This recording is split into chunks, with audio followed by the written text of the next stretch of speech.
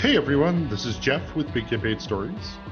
After the events of the last episode, I thought we'd take a little breather, talk with our players about their characters and kind of how they're feeling and what we're going to do going forward. I'm here with Jesse and Sean. Heyo. Oh, no lightsabers. Weak. What? I'm rolling it right now. You can't No. stop. I hope. I Damn, wish. I no, wish 12. once upon you. Can't make me roll that. Not when there's no danger. All right, so first question. How's your character feeling about bold requisitions? You want me to go first? You got strong feelings about this one? Sure, I have prepared responses. Sure. Okay. I've looked over the questions and I've kind of mulled over my feelings, but I haven't rehearsed anything or taken any notes. Yeah, Oswald is feeling generally okay about bold requisitions, despite everything that's been going on. It's certainly become a lot more complicated than what he imagined repo work would be like, and especially with all the work we've been doing lately, dealing with monsters instead of people. Um, he's starting to wonder whether that's because there's like just more monsters out in the world than he realized, or whether there's something weird about bold requisitions that means we end up doing monster related work. Um, he very much likes the people of Bold Rex that he's working with. There's something strange in the neighborhood. Yeah, right. I never saw this many monsters rolling around like the underplate of Pauldron, so I don't know what's going on. Yeah, I was thinking just from sort of being there from the beginning. I boiled it down to bold requisitions down to if we're playing the financial game, and I think we're doing really poorly at it. So, like, you know, no one person's fault, I don't think, but What are you trying to not say, Sean? I think now that we have an accountant that's going to make things interesting as far as what our plans look like in the future. Like, what are we willing Yeah. to risk in what sort of jobs? It's hard to get a read on the finances, right? Because like Lucius pays us, and I would say he pays us pretty decently. Like we have money to go out and buy equipment. Yeah. But we've got no visibility on like the overhead of what it takes to keep bold requisitions actually running. Mm-hmm.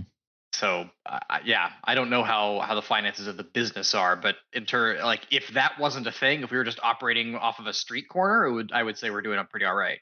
Well, is that something you guys would like me to quantify? Is that you guys have numbers for that? Oh, well, I guess this is just my immediate response to how do you feel about bold requisitions, which I feel like is a different question from how do you feel about Lucius? Yeah. How do I feel about this business as it is operating? It's just I don't think we're doing well, but it isn't quantified. That I'm not necessarily saying it needs to be, but that might add some light quantification. Might add some stakes to the gameplay. Maybe it's dangerous though, because it means we've got to be a lot more solid about the in-world economy, which is always going to be a little funny. Mm-hmm. I think it's fine keeping it loose. I think the offhand comments that John makes as Lucius about how the business is struggling, that's enough for me to have an idea of how things go. If he wanted to get more in the weeds on how the accounting of it all works, I'd be totally down for that. But I don't think we certainly need to do it. Yeah. Okay. Yeah. 'Cause, yeah, if it's done, if we don't do it well, then it's just a whole bunch of weird, dry bookkeeping stuff that we go over, and that's not very compelling to listen to. Let's give it Welcome to the double entry bookkeeping episode. Yeah, I think that kind of thing will come up more organically as if we start having more interactions, especially with Lucius's siblings. Because it seems like there's some financial shenanigans going on behind the scenes there, where they're trying to take control of the business in some way. So I suspect it'll come up more then. Okay. All right. Number 2. Do you feel like your character is on the same track as you started on? Want me to go first again? I mean, I got you. something for it. If you want me to. I don't. I think it's been kind of established that my character isn't super smart. I don't have a whole bunch of extra skill points lying around, and I've ended up dumping any a point into computer use. I have no natural skill in, so that's been the biggest difference in my character of just like this whole avenue. It's where you're. That last bit did not come through very clearly. I don't think, Sean. You want to say that last sentence again? Yeah, because my brain just slowly shut down. Oh, okay. Okay, It so wasn't. it wasn't the It microphone. You were wasn't just having cutting a out. stroke. I Got was just like, shut it down, shut it all down. Are you gonna finish that thought? No, I'm not gonna finish that thought. it. No, eat that thought. For me, I feel like I'm sort of on the same track I started on. I chose Inquisitor as a class because I was looking for like a good like mix of combat and utility, and I thought it was going to be a good fit for a character that's going to be really mobile and into quick in and out situations. I definitely started from the idea of the hedron harvesting equipment and being able to zip around 3-dimensional space, and kind of built the character from there. Um, but lately, I've started to think more about the religious aspect of what it means to be an inquisitor in the world of big campaign, where gods are a little bit toned back but still present, and especially what that means for Oswald and how he views the world and his role in it. Um, I think personality wise, Oswald is still like he's still fun and young and naive and inexperienced, but still capable. Um, but he's starting to become a little more aware of his own naivete and the consequences of that. And he's starting to be a little less okay with that, and starting to think like, oh, maybe he needs to like become a little more serious and grow up a little bit. Um, Moving forward, I'm definitely planning on spending more skill points on different things as we're leveling. He's been focusing a lot on like utility and like uh, strength and dex based skills most of the time up till now. But it's time for him to start branching out. Okay. Is there, so number 3, is there anything you want to focus on with your character this coming chapter? Want to go? Kind of going, yeah, sure. Kind of going more into what I was just talking about. I'm planning on looking more into Oswald's relationship with Tali. I think that's kind of an underexplored aspect of his character, and we also haven't really talked a ton about gods in the podcast yet. So this is kind of a way to introduce that component of the world a little bit. I think Oswald is also starting to struggle with the line between when he should like get instruction from Lucius and when he should like take initiative and act for himself, or even act contrary to what Lucius says. Um, that's he's been trying to like make that call more lately, and it hasn't always gone the way that he would want. But I think we're going to start to see Oswald being a little more independent minded, and trust his own instincts a little bit more. Hmm. Answer. Was that your answer? No. I was no. I was thinking about. I was thinking about what you said. Thinking about your answer to the question. Okay. But I mean, maybe I'm answering like a slightly wrong answer. Like maybe I'm thinking about the question slightly wrong. So. I guess for me, up until now, I've just been kind of playing support, and I think getting antsy about being able to do different personas. I think that is pretty fun.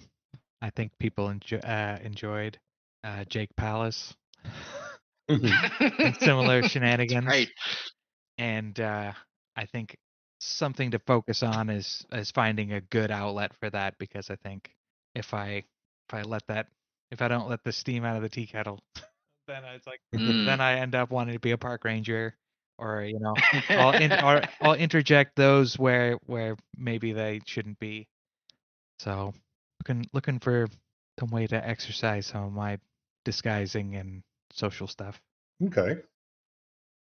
All right. Number 4. How does your character feel after the events of the park session?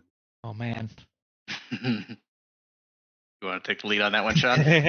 No, I'm thinking about it. It's just I have definitely put some thought into how Oswald is feeling about that. yeah. Man, it's weird that there's so many really gnarly things that have happened in the course of 10 episodes. and Mm. none of them stick on my character for all that long. Mm. Mm-hmm. And it's definitely impactful how close Dosh and Lucius came to death, and there was some horrific shit going on. Mm-hmm. I don't know. I feel like it's like, oh, I don't know. Like like my brain resets by the time we get back to the by the time we get back to the impound lot. I'm like, just yeah, hit the hay and wake up the next morning, and it's time to go back to Goodberry. Oh, geez. Really? Like, are you are you going to Goodberries by yourself? No, oh, no. I mean, after we get back, of course, there's going to be convalescing time, and are we doing 1 month? Or are we doing 3 months? I mean, I'm willing to. What would you two like to see? Would you prefer it just be a month so we're still doing some like winter stuff and whatnot, or should we be looking at something where we're 3 months out, so we're in spring and it's a different time and different setting? Mm. We delay it longer, and there's more of a chance that we'll be able to keep up with it, at least for a little while. Next 10 episodes.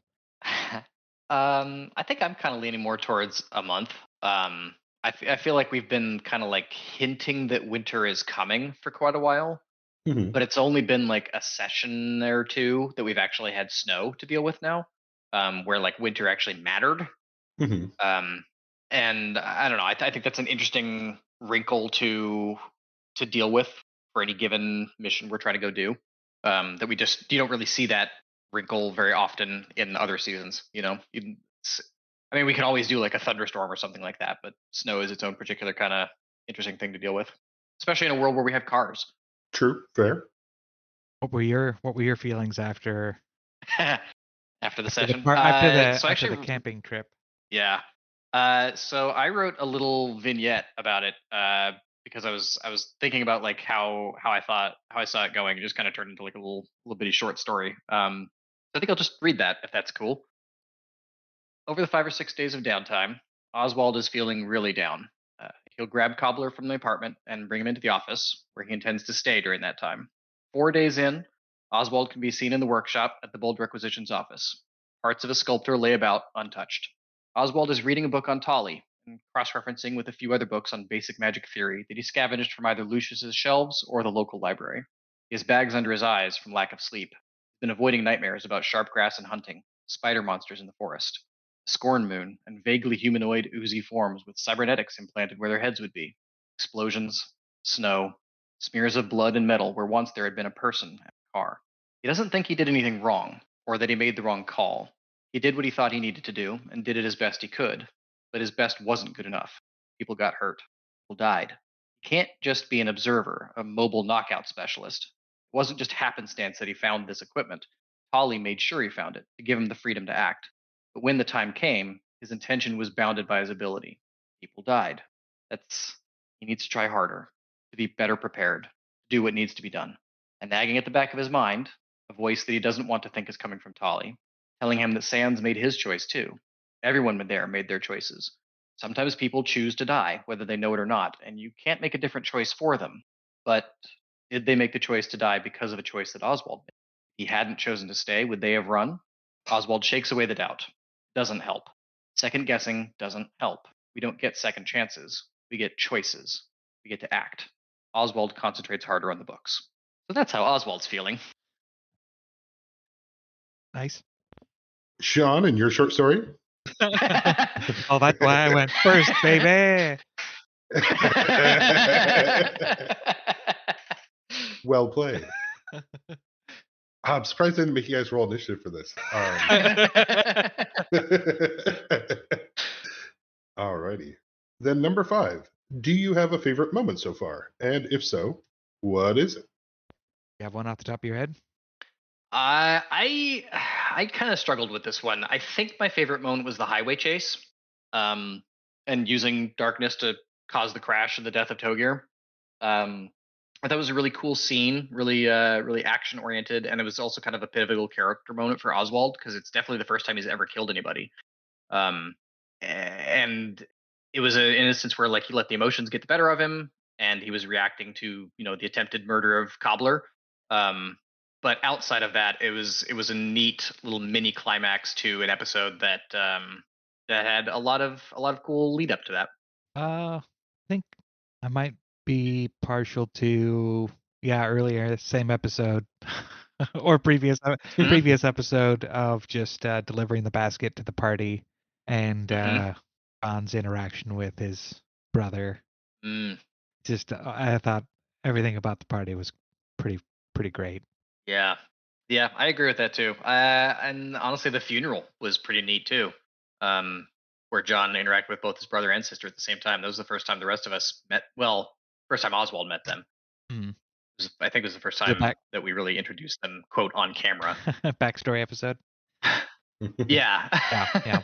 Then, number 6, what's something cool you want to see in this coming chapter? Mm. Personally, I want to see more interaction with the other Estabolds.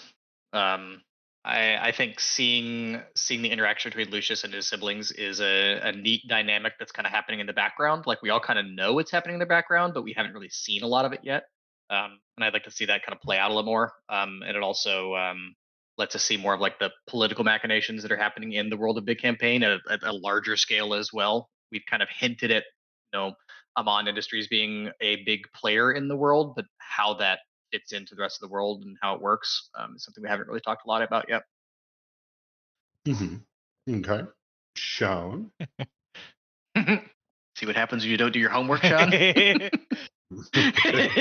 I looked over the note cards. uh, And I probably thought about the first couple of questions a lot more than the last couple of questions. yeah, that's what I did at first as well, and I realized that if I did that, if I didn't write anything down, I was going to be like really sloppy and fuzzy when I got to the end. I like recurring characters. Mm. I didn't really enjoy seeing those applied solutions guys pop up again in the road trip, and You didn't like or you did like? I did like. Okay. I dug it. Yeah, me too. I thought it was great. More, you know, I think that's also why I'm a big fan of nonviolent encounters or nonviolent solutions to combat encounters, is that I get to see faces come back. And I think that's just kind of fun for Mhm. everybody. Yeah, builds out the world more. I want to see more familiar NPCs and more new NPCs get introduced along with returning favorites and kind of flesh out more of an extended cast. Mm. That's what I want to see in So I'm curious. I actually have a question for you, Jeff, in response to this question is have you gotten any feedback from anybody about cool stuff that others would like to see or hear in what's going on? Not yet. I haven't gotten a lot of feedback in that direction. Um, People like our weird names and pronunciations, and uh, yeah, I think for the most part, I think we're doing pretty okay. But Okay. yeah, I haven't heard anything specific like that. Okay. I mean, I guess I asked because like we've been playing in the world of Big Campaign for I mean, we just started our 8th campaign in this world. So we all know this world really, really well as players, and so we take a lot of that knowledge for granted as we're moving through it with characters. Um, and so I'm kind of curious what people who are not familiar with the world are curious about, and what we should try and talk more about or explore. Yeah, no, uh, hopefully that'll be something when people listen to this, uh, they can ask us questions, either put on Spotify in the comments or send us something on Twitter. Oh yeah, lots of places to reach out to us. I guess that's pretty much it for now. Are there any questions you guys have for me besides the one Jesse just came up with? I noticed that the first two people you had on for this reaction are the two people who did not die. Did you do that on purpose? Yes, that is intentional. Okay. That way the other two can shit talk us in the next episode. Or more likely shit talk me because it's not like you got them into that mess. These fuckers didn't soak enough damage. That's why we died. Oswald wasn't so shitty at scrolls. We would have done so much better. Yeah, I was really not sure at all how that was going to play out when I made the decision to stay and help Ranger Sands. I kind of suspected that Lucius would decide to turn around, but I definitely wasn't counting on it. No, that's fair. That's a reasonable expectation. It's nice to have something like that you are principled about. Mm. It's kind of like an easy choice to make, you know. Mm-hmm.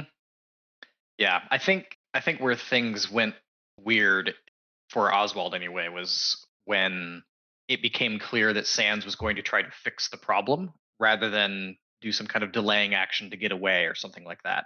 Mm-hmm. And then it became like, okay, well, now we have to go through all these steps to try and fix the problem, and if we succeed, then great, and if not, then we're in worse danger than we were before. Which that obviously makes sense. It's just not what Oswald was anticipating when he decided to stay and help. No, that is very fair. Yeah, I think I kind of saw that as one of those cinematic moments, you know, when everyone's gonna leave, the one person stays behind. It's like, yeah, it's instantly relatable in my mind of what that moment is, and I think everyone kind of cued into that. Mm-hmm. Yeah, I think it worked out. It, I think it made for a better session the fact that our rolls were so bad in the most recent session compared to the session before, where everything was going our way. Yeah.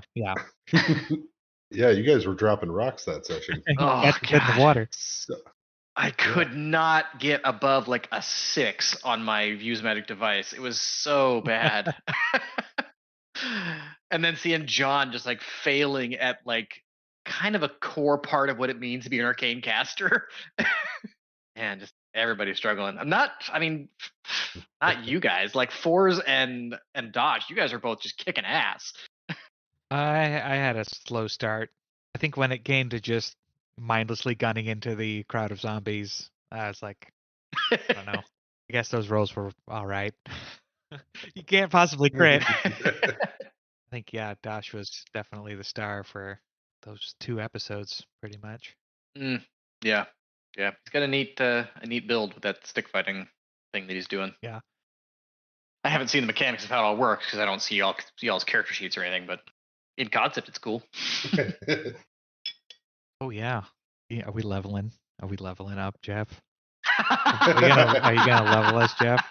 Are we gonna level up? Are we gonna level for season 2? Going into season 2 with another level. So here I am, right? Just really happy, wanting to soak in that Christmas morning moment, and these kids are trying to tear open these presents. Nintendo 64! Oh my god! It's the Nintendo 64! Wow! I'll throw in there as a counterpoint. I'm actually okay with us leveling slower. But it's more for like meta reasons, right? I know the faster we level, the faster we're going to reach like max level, and that kind of signals that we're going to be done playing soon. And I don't want to be done playing soon. I want to keep playing more. Yeah, it'll get stale. It'll get more stale faster, potentially. Yeah, exactly. I mean, effectively, you guys gained what? You started at level 3. You gained 2 levels in Chapter 1, 14 episodes. Since you guys do have a Gestalt side to you, I was going to use this opportunity to say your Gestalt levels up. Oh. So enjoy your level 2 of your Gestalt class. Have we talked about that at all? Like in any recording, have we mentioned that we've got that Gestalt piece? We have not. And so we can talk about that right now real quick, is that all the characters have a level in a Gestalt, in another class. Gestalt meaning you pick 2 classes, and you kind of get class features from both. Now, I did edit it a bit. They have a main class that they are, and then the Gestalt, they just have the class features. So if you were to Gestalt Bard or Wizard, you wouldn't get more spells. You would just get whatever class stuff kind of comes with that, however they want to do it. So it's not meant to burn them down with too many things, but just add more depth to the character to kind of represent what they're doing and how they're doing it. That's all for now. Thanks for listening, people. Thanks for listening. And of course, like, review, rate, 5-star, all that jazz if you can. Our intro and outro music is from Nihilor. The title of the track is Catabasis. All right, have a good one. Bye.